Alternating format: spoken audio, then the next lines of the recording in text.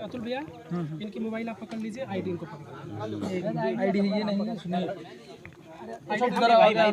उनका आईडी पकड़ा, कैमरा अपने हिसाब से करवा ज्यादा बेहतर है। आईडी किसी को भाई इधर आओ यार थोड़ा सा, आईडी तो सर पकड़ लेना, पॉइंट पकड़ ले साथ में। सवाल किसके होंगे भाई, कोई सवाल तो पूछेगा। आप सवाल करिए आप लोग। कृष्णा, अभी आप लखनऊ से चलकर सीधा मंगेश यादव के घर पे आए हैं। सबसे पहले यहाँ पर आके आपको कैसा लग रहा है और क्या क्या यहाँ पे आके समझ रहे हैं आप? देखिए, यहाँ पर आने के बाद पता चला, जो वहाँ पे स्थितियाँ हमें पता लग रही थी उसमें थोड़ी उलझन सी प्रतीत हो रही थी, लेकिन यहाँ पर आने के बाद पता चल रहा है हमें कि ये जो एनकाउंटर चिल्ला रहे हैं ये पूरी तरह से हत्या है। ये जानकारी हमें पता चली है। अच्छा, यहाँ पे आपको आके ऐसा लग रहा है? ऐसा लग रहा है कि हत्या है। क्या उत्तर प्रदेश के डीजीपी के ऊपर आपको भरोसा नहीं है? हमें उत्तर प्रदेश के डीजीपी पे भरोसा है, हमें जो अधिकारी इसमें काम किए उन पर भरोसा नहीं है जी।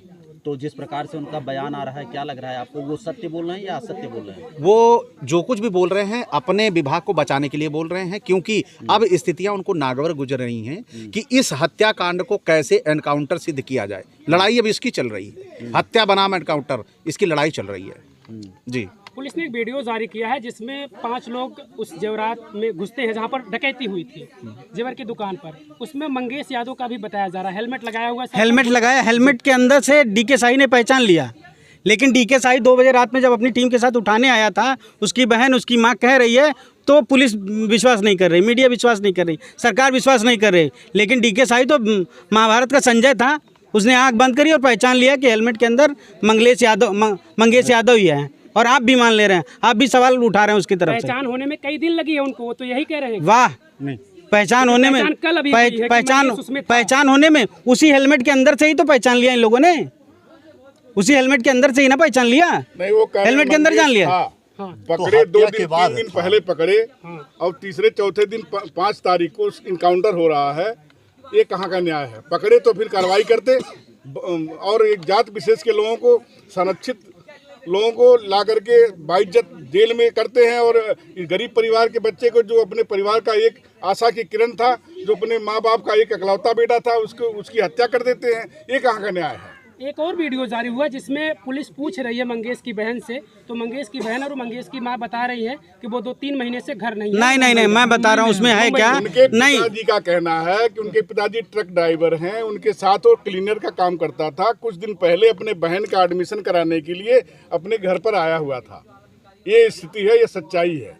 आप जो कह रहे हैं ना, दरमियान एक घटना को दिया जाता है, घटना का अंजाम। आप जो कह रहे हैं कि उसकी बहन ने कहा कि 2 महीने से मंगलेश मुंबई में था, वो उल्टा बुलवाया है। 2 महीने पूरे गांव में घूम के पूछ लीजिए, पिछले 2 महीने से मंगलेश घर आया हुआ था। इसलिए आया हुआ था, एक तो अपनी बहन का एडमिशन करवाना था, दूसरा मामला ये था कि वो बालिग हो चुका था, उसको लाइसेंस बनवाना था अपना, वो ताकि वो भी ट्रक चला सके, गाड़ी चला सके और अपने पिताजी का हाथ बटा सके, ये झुग्गी झोपड़ी सही होके एक ठीक ठाक घर बन सके, वो अपने माँ बाप को एक अच्छी बहन को एक अच्छी शिक्षा दे सके, उसके लिए वो आया था, ना कि यहाँ पे चोरी करने या डकैती डालने। पुलिस ने उठाया भाई 2 बजे रात को। आप किसी एक मीडिया कर्मी ने जाके मुख्यमंत्री से सवाल किया, जाके डीके शाही से सवाल किया कि मेमोरेंडम ऑफ अरेस्ट तुमने भरवाया? क्यों नहीं भरवाया तुमने? अगर नहीं भरवाया तो इसका मतलब तुमने उठाया, उसका अपहरण किया, अपहरण करके तुमने उसकी हत्या कर दी है, लूट का सोना और चांदी हजम करने के लिए। डीके शाही का पुराना रिकॉर्ड रहा है लखनऊ में, जिन थानों पर घूम के पूछ लीजिए डीके शाही का चरित्र कैसा है। आप पैसा दिए, आपके दुश्मन की हत्या कर देगा, एनकाउंटर दिखा देगा डीके। सबसे बड़ा सवाल इसमें यह है, कस्टडी में लेके कभी एनकाउंटर हुए हैं? आप लोग भी मीडिया में हैं, कभी आपने किसी से सवाल किया? सरकार में तो मुठभेड़ में मारा गया। 10 की टीम ने पकड़ा और भाग कैसे गया? भाग रहा तो निहत्था था वो, भाग नहीं रहा था, मुठभेड़ में मारा गया। हाँ, तो जो वो बाइक लेकर भाग रहा था। नहीं, तो बाइक लेके भाग रहा तो हथियार कहाँ से पाया? पुलिस दी है क्या हथियार? किसने फायर किए हैं? मंगेश ने। 11 पुलिस वालों पे एक को छर्रा लगा, एक को छर्रा लगा पुलिस वालों को। यही पर सवाल सुनिए। अरे भैया एसटीएफ क्या बता रही है ये बताइए। अभी 2 दिन पहले बोल रहे हैं की बहन खुद कह रही कि वो 2 महीने से मुंबई से आया है। तुम्हारी सुनो, हम आपकी बात समझ गए। ऐसे दर्जनों सवाल आए हैं मेरे पास, ऐसे दर्जनों सवाल मुझसे।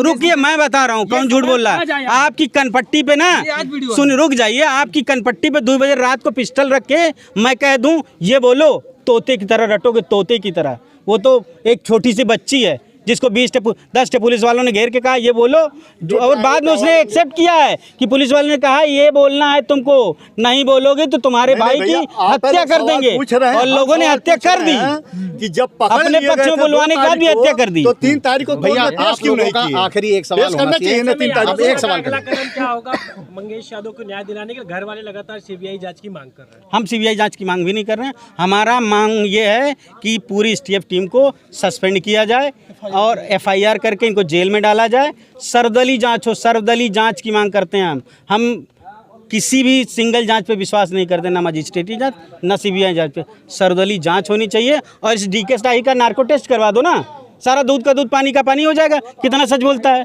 सीधे नार्को टेस्ट करवाओ और उसकी वीडियो रिकॉर्डिंग करवाओ नार्को टेस्ट की, लोग जाने तो कितना सच्चा आदमी है ये। और इसी के साथ अब हम लोग चलेंगे आप सभी से इस मामले में आजमगढ़ के अरविंद यादव रहते हैं, उनकी गिरफ्तारी 1 तारीख को होती, 11 तारीख को दिखाया जाता है। तो क्या लगता है उनके खिलाफ ये साजिश रची जा रही थी? बिल्कुल वो साजिश थी, क्योंकि जब ये घटना हो गई और देख रहे हैं यहाँ पे क्या स्थितियां हैं, इस गांव पे जो लोग आ रहे हैं, समाज के लोग जो पहुंच रहे हैं, ये स्थितियां देख के वो समझ रहे हैं कि अब एनकाउंटर नहीं कर पाएंगे, तो उसको दिखा दिया कि हमने उसे गिरफ्तार किया। वहाँ के ग्राम प्रधान जो है वो कह रहे थे कि उन्होंने जो भी गलतियां किए थे पहले वो छोड़ करके अब खेती किसानी करने लग रहे थे। वो खेत उनके पास करीब 10 बीघा खेत है, वो खेत को ही देखते थे। अच्छा। इसके बाद भी पुलिस उठा कर ले जाती है। ये कहती है कि इनके पास से भी गहने जो है बरामद हुए। तो उनकी बेटियां सवाल कर रही कि अगर गहने थे तो वो गहने आए कहाँ से, पिताजी घर क्यों नहीं लेके आए? सवाल, इसका जवाब पुलिस दे। भैया मैं कह रहा हूँ मेरे को 10 दिन के लिए एसटीएफ का मालिक बना दें, है ना। आप किसी को किसी एक नेता का नाम बता दिए, अगर वो साबूतों के साथ जेल में ना हो तो उसी दिन मेरे को फांसी पे लटका दे। तो यादव समाज उनके घर क्यों नहीं जाता? वहाँ भी बेटियां बिलख रही हैं। बिल्कुल वहाँ भी पहुंचेंगे भाई, अभी तो यहाँ पहुंचे हैं हम। अभी तो हम तैयारी हमारी ललितपुर की भी है, जो पटेल भाई हमारा जलाया गया है, हमारी तैयारी वहाँ भी है। हम हर जगह जाएंगे और सबको न्याय दिलवाएंगे, ऐसा हम लोगों ने पूरी तरह से ठान रखा है। तो आप सभी से केवल एक गुजारिश, कोई काटिएगा नहीं कनेक्शन, एक गुजारिश है कि आप सभी आवाज उठाइए।